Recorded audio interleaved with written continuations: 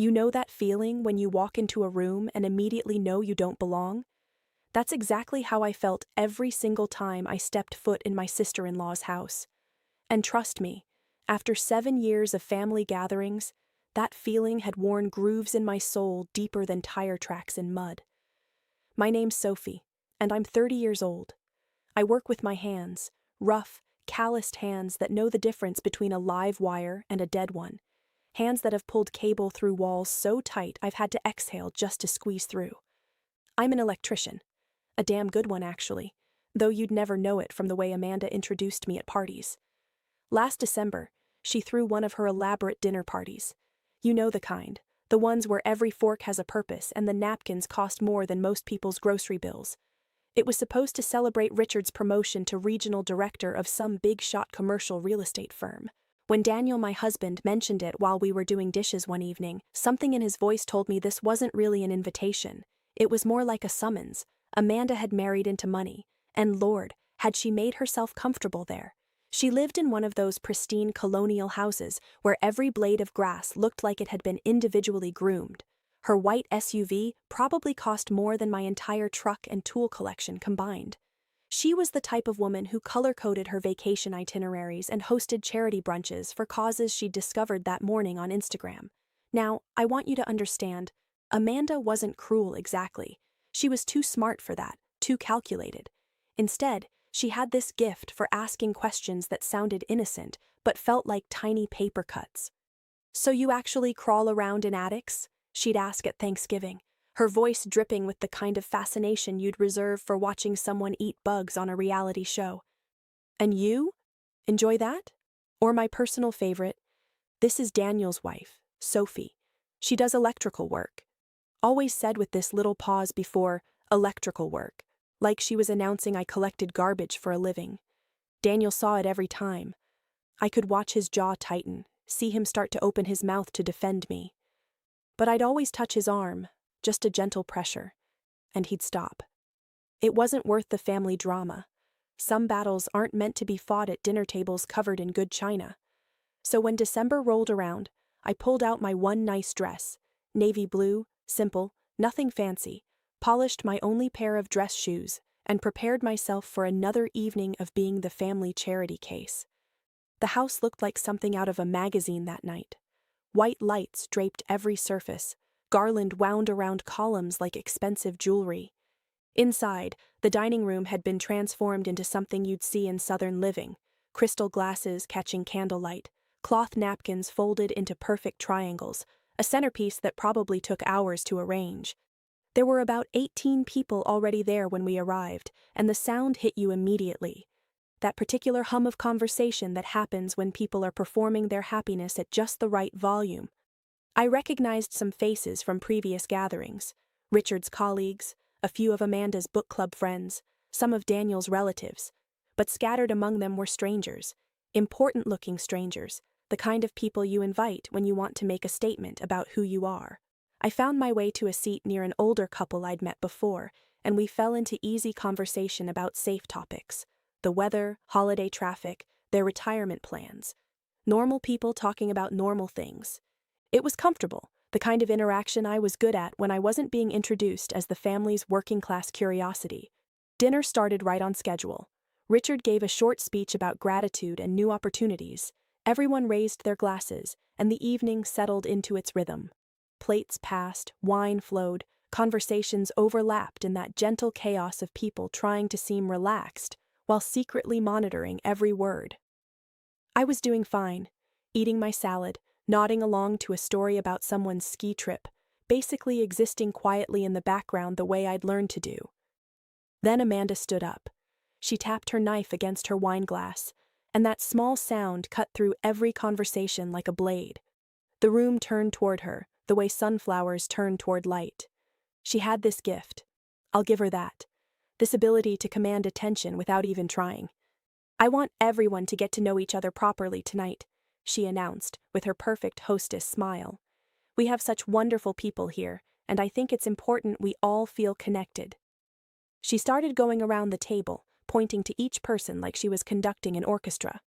"Richard's brilliant new colleague from Boston." Point. My dear friend Sarah, who runs that amazing nonprofit. Point.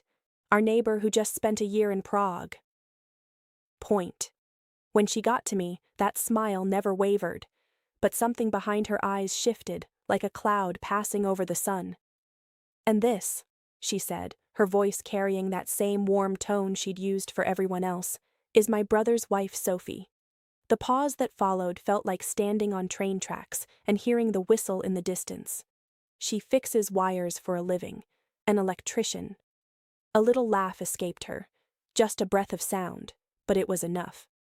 She does the kind of work most of us would never want to touch. A few people smiled, that polite, confused smile people wear when they're not sure if they're supposed to laugh. Someone made a small sound of amusement. I felt heat creep up my neck, but I'd learned long ago that reacting only made these moments worse. So I smiled, said something like, "That's right," and reached for my water glass. The room's attention moved on. Amanda continued her introductions. Conversations resumed. Silverware clinked against plates.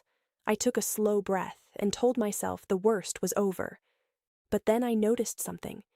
At the far end of the table, one guest hadn't picked up his fork. He was a distinguished man in his mid-60s, silver hair, dark-rimmed glasses, wearing a charcoal blazer over a black turtleneck. Earlier, he'd been introduced as one of Richard's professional contacts, and he'd moved through the introductions with the kind of unhurried confidence that comes from decades of being in rooms like this without being impressed by them. Now he was staring at me. Not rudely, not the way people stare at accidents on the highway. This was different. This was the look of someone trying to remember where they'd left their keys, or the name of a song that had been stuck in their head all day. His brow was slightly furrowed, like something had snagged his attention and wouldn't let go. I looked away, tried to rejoin the conversation around me, but when I glanced back a few minutes later, he was still watching me, still wearing that expression of quiet concentration, like he was solving a puzzle only he could see. Finally, he leaned toward Richard and said something low.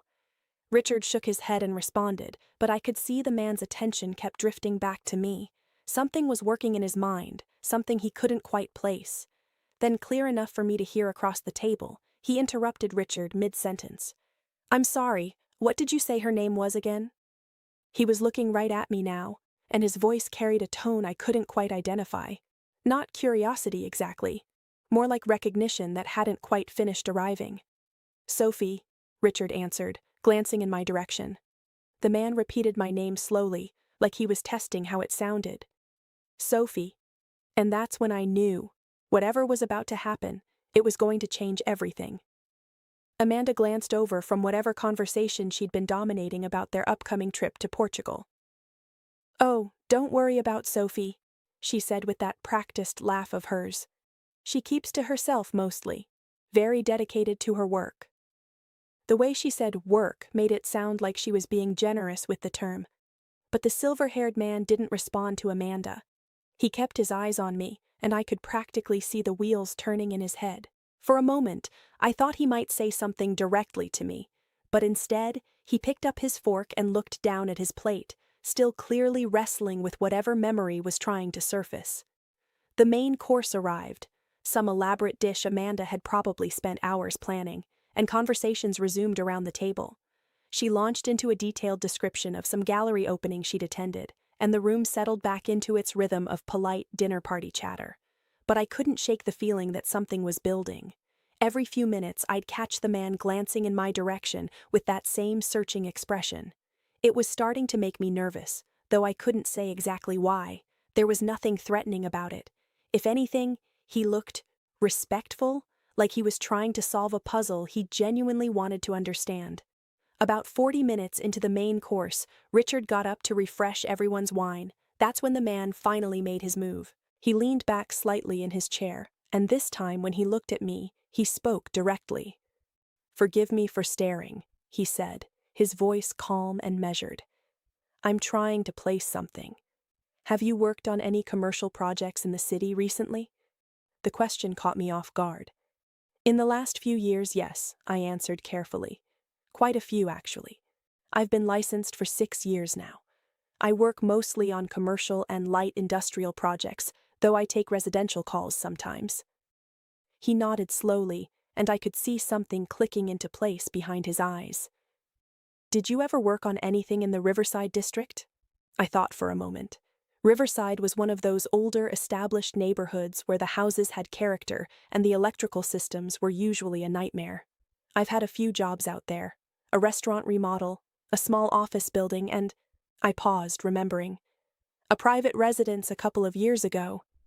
The man went completely still. A private residence. His voice had dropped, become more focused. He took a slow, deliberate breath, and I watched as something shifted in his entire demeanor. What year? He asked quietly. It was fall, I said, my own voice becoming more cautious. About 2.5 years ago. October, maybe November. The man set his napkin down beside his plate, with the kind of precision that suggested he was being very, very careful about his movements. Was the house on Carver Hill Road? The question hit me like a physical thing. I remembered that house, remembered it clearly, though it had been one call among dozens that year. A 2-story craftsman with good bones but electrical work that made my skin crawl. Yes, I said slowly. I remember that job. That's when everything changed. The man exhaled through his nose, a long, controlled breath like he'd been holding it for months. He looked down at the table for a moment, collecting himself, and when he looked back up, I could see that whatever uncertainty had been in his expression was gone. In its place was something quieter, more certain, and suddenly, I wasn't the only one paying attention. Amanda had stopped mid-sentence about some wine tour she'd booked. Daniel was looking over from across the table, his brow furrowed.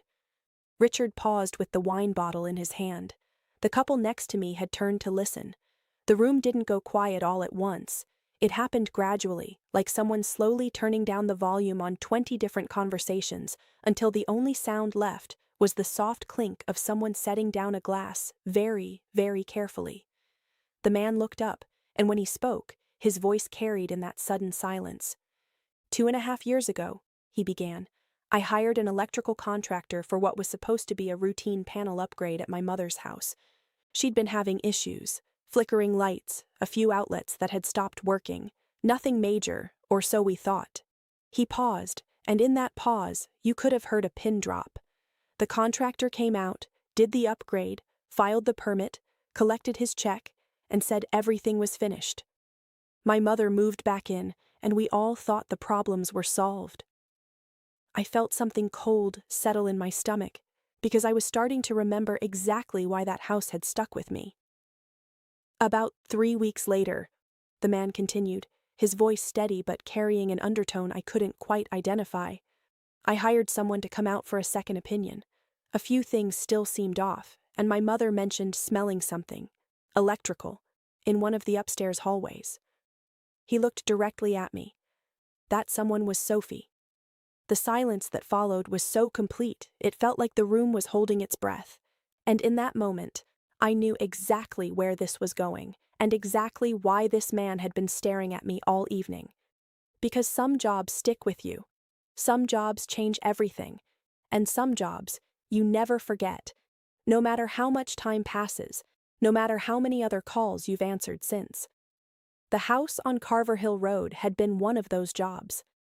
I remembered that house like it was yesterday.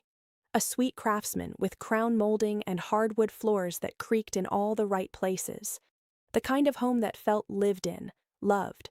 The owner had called me because something wasn't right. She could smell it before she could see it, that faint electrical scorch that makes every wire puller's blood run cold.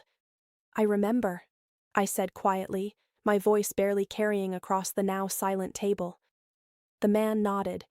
What Sophie found, he continued, his words measured and deliberate, was that the previous contractor had made a serious error during the panel upgrade. A neutral wire had been improperly landed. It had been creating heat inside the wall cavity for weeks. My chest tightened as the memory came flooding back. Climbing up into that cramped attic space, flashlight in hand, following the smell that had been bothering the homeowner. Finding that wire connection that made my stomach drop to my feet. The insulation nearby had already begun to scorch, the man went on, and now his voice carried something deeper, something raw. My mother had been sleeping in the room directly on the other side of that wall. He looked around the table, making eye contact with faces that had gone pale and still. The fire investigator told me later that if the issue had gone undetected for another week, maybe 2 at most, we would have been looking at a structure fire.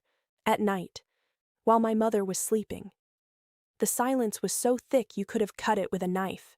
Somewhere in the middle of the table, someone set down their fork with the kind of careful precision people use when they're afraid of breaking something precious. Sophie flagged it immediately, the man continued, his eyes finding mine across the table. She called the fire marshal. She contacted the county permit office to report the original contractor. She stayed at that house until everyone had come and gone and the situation was properly documented. I felt Daniel staring at me from across the table, his eyes bright and wide. He'd never known the details of that day. I'd come home exhausted and told him it had been a long one, and left it at that. How do you explain to someone that you might have saved a life? How do you carry that weight without sounding like you're bragging? She didn't have to do any of that, the man said, shaking his head slightly. The job she'd been called out for was a second opinion on some flickering lights. She could have patched the obvious problems, written up an invoice, and been on her way. But she didn't. He paused, and in that pause, I felt every eye in the room on me.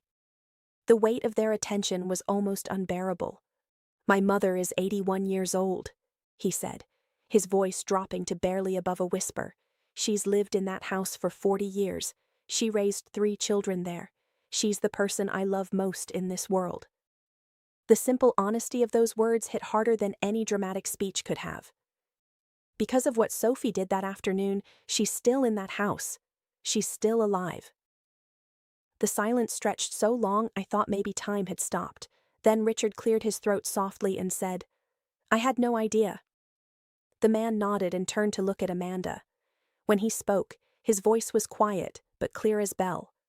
"You introduced her as someone who fixes wires," he said. No accusation in his tone, just the clean edge of fact. "But I want you to know what fixing wires actually looks like when it's done by someone who takes the work seriously." He looked back at me. "It looks like a woman spending an extra 4 hours in a 100-degree attic on a job she wasn't being paid to extend because she found something that scared her and refused to leave it for someone else to deal with." Amanda's face had changed completely. The composed hostess expression she'd worn all evening was gone, replaced by something smaller, more uncertain. She looked down at her plate, and for the first time in 7 years, I saw her at a loss for words. Nobody filled the silence with comfortable small talk. Nobody changed the subject. The room just sat with what had been said, holding it like something fragile and important. The man reached into his blazer and pulled out a business card, sliding it across the table toward me. "I run a property development group," he said. "We manage about 30 commercial buildings in the metro area, and we're expanding into 2 adjacent counties next year. We've been looking for an electrical contractor we can trust with long-term work." He paused. "If you're ever interested in having that conversation, I would very much like to have it." I picked up the card and held it carefully, like it might disappear. "Thank you," I managed. "I'd like that very much." That's when the applause started. Not the loud, theatrical kind you hear at awards shows, but something quieter, more genuine. One person's hands, then another's, until most of the table had joined in. It lasted only a few seconds, but it felt like everything. The evening continued after that, but the whole tone had shifted. People looked at me differently, not with pity or condescension, but with something I'd never experienced in Amanda's house before: genuine interest. The retired couple asked about my training, how long it took to get licensed. One of Richard's colleagues wanted to know about commercial versus residential work. A woman from Amanda's book club moved to sit beside me during dessert and told me her father had been an electrician, that she'd always thought it was one of the most underappreciated trades there was. Amanda barely spoke for the rest of the night. She kept the evening moving with her usual efficiency, but the performance was gone. The bright, practiced charm had dimmed to something more real, more uncertain. Before we left, I found her in the kitchen, standing with her back to the door, washing a serving platter with more attention than it probably needed. "Amanda," I said quietly. She turned, and her expression was careful, guarded, like someone preparing for a conversation they weren't sure they were ready to have. "I'm not saying this to make things worse," I started. "I just wanted you to know that I know tonight was important to you and Richard, and I'm genuinely happy for you both." She was quiet for a long moment. Then, "I didn't know. About the house." "I know." She turned the platter over in her hands. "I think I've been—" She stopped, started again. "I don't think I've been very fair to you." Her voice was careful, a little stiff, the way people sound when they're not used to apologizing, but they mean it anyway. "I think what he said tonight," she continued quietly, "it hit me harder than I expected, because I've been saying things like that for years, and I never actually thought about what I was saying. I didn't fill the silence. Sometimes moments need space to breathe." We walked back to the dining room together, and the evening wound down the way good dinners do. Coats retrieved, goodbyes stretched just a little longer than necessary, that particular warmth of people who feel like they've been somewhere real together. In the car, Daniel drove with one hand and held mine with the other. We watched the highway lights pass in comfortable quiet until he finally said, "Why didn't you ever tell me about that house?" I leaned my head against the seat. "I don't know. It was scary that afternoon, and when it was over, I just wanted to come home." He squeezed my hand. "You know you're extraordinary, right?" I looked out at the lights streaming by. "I was just doing my job." He shook his head. "I know you believe that, but it wasn't just a job, not the way you did it." I've thought about that evening a lot since it happened, not because of the business card, though that led to opportunities I never could have imagined, not even because of the look on Amanda's face when she finally understood what her casual cruelty had been dismissing. I think about it because of what it quietly confirmed about something I'd always believed but rarely said out loud. The work matters. Not because of what it pays or how it looks to other people, but because somewhere at the end of every wire, there's a person, and that person trusts that the work was done right. When you take that seriously, when you stay in the attic an extra hour because something doesn't feel right, when you make the calls you don't have to make, you're doing something that goes far beyond fixing wires. You're deciding that someone's life is worth your full attention, and nobody gets to take that away from you by laughing at your work boots at a dinner party. That night, in a room full of people I barely knew, something true was finally allowed to take up the space it deserved, and the woman who had spent years introducing me as someone who fixes wires stood quietly in her kitchen and said, "I don't think I've been very fair." That was enough for me. More than enough. Because there's no such thing as a small job done with great care. There's only care, and the quiet difference it makes in a life you may never fully know.